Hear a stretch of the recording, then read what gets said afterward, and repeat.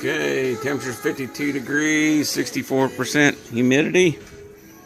And I got two wet coats on the back of this from two different directions.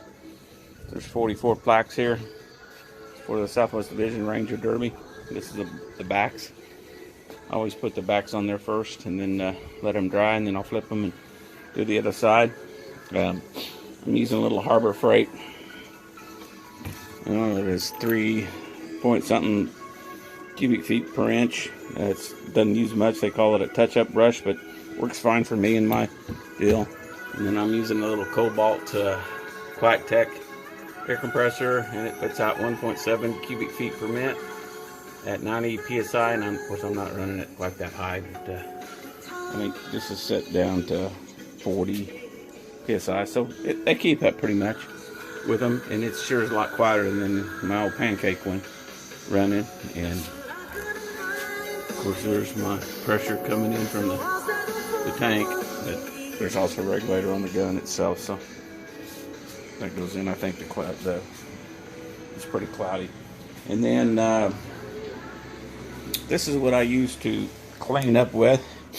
I've got a mixing can, which is just nothing. It's just a mixing can, and I'll generally mix a little bit more. And I'm using some clear gloss brushing lacquer, and I thin it 10%.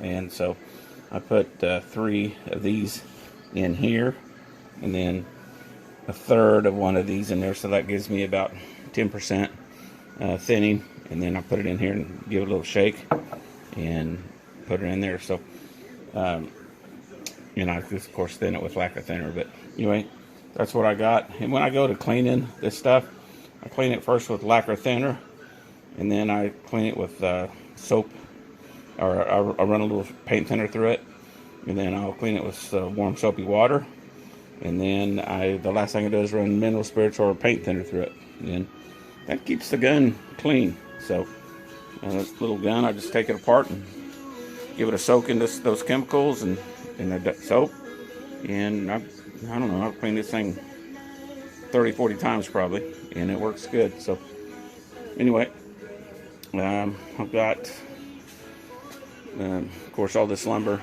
came from logs. There's oak, cedar, walnut, maple, and that's primarily what these are.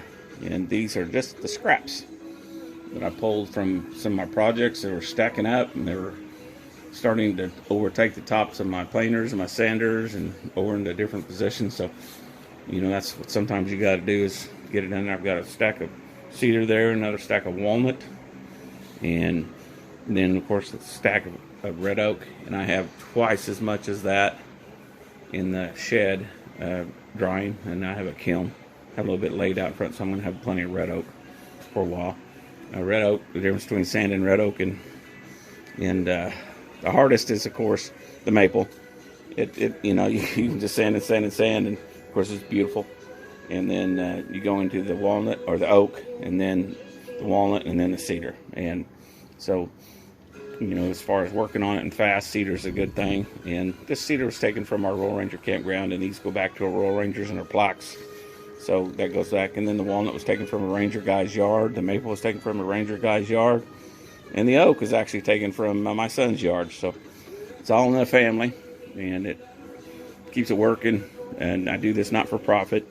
I don't mind the occasional donation back to cover my bits and blades and thinners and paints and things like that, but definitely not for profit. So my profits comes from God, and He's provided me with retirement funds. So looking good, and got my truck up to 18,000 pounds the other day.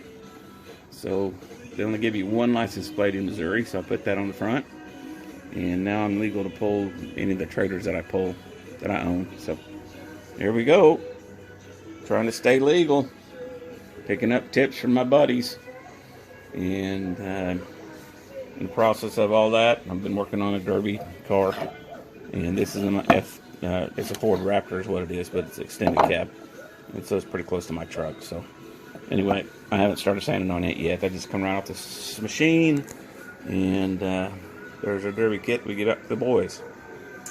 And this is the last blank. This one had some little goobers on the side of it, so I decided to hold off on using it.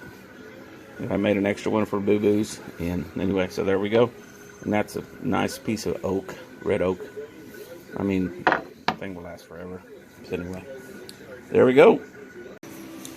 All right, Plaques from scraps. There they are. 2 coats on the back, 2 coats on the front, and it came out nice. Fixed my laser, my CNC the other day. I'm getting around circles again. Does a good job. The laser, I think, is more popular. I value the cardwood over the laser, but these are just, not for profit, so there they go for that. I number every one of mine 1 through 44 in this set, of course, and then that way if I boo-boo one up, I can look at it, okay, that's number 5, and I just need to cut number 5. So fortunately, I didn't really have any boo-boos on this one. I did take one of them and lasered the backside of it on, but I just ran it through my little old sander right over here. And the longer I have this, the more I appreciate it. It is not a servicer, but man, it can take a goof up or take something that just needs a hair off of it to make it perfect. And that's a Grizzly. I got that in the warehouse in the showroom, and for about half price what I paid for it. And then of course I took a switch out of it because it was just kicking off too much. So, but I did take one out, but I left the speed controller on there. So anyway, it was just the thermal relay. That thing was kicking. Where is it at? It's right in here. Down in here, it was kicking off, and I just disabled it from the circuit. And anyway, whenever it gets to pulling too many amps, it trips a breaker anyway. So that was just an extra nuisance, because between that and the speed thing kicking in and out, it was a little bit of a nuisance. And then of course it's 50 degrees outside here, and I'm trying to get my little deal, and I had a glue joint that was a little questionable, so I as I dropped this plaque, this came off of there, and that was the worst glue joint in the whole thing. I've been wondering about ever since I glued it together. It was out towards the end on the long sheet on one of my long boards, and it just didn't bond the way I wanted it to. And when it fell and hit the floor, that piece came off of it, which is a little lean, so I put tie bond. I jointed it in the old joiner over there, and the other side, took a 32nd off of it, and then shot her together and put a 3 pin nails in there, and they held it on there, kept it in alignment, and then I clamped it. So anyway, so there we go. Supposed to get some snow in the next 3 days, so our balmy, nice little break in the middle of tail end of January and February turned into a nice little reprieve from it. We did our bat cave during that, had a good time with that, and getting there. So now I think my next project is to get these bundled up out of the way, and then I need to start sanding on my truck and getting it in shape. This one right here, getting this model together. Learned a lot about Aspire and important models, and not done a lot of 3D work.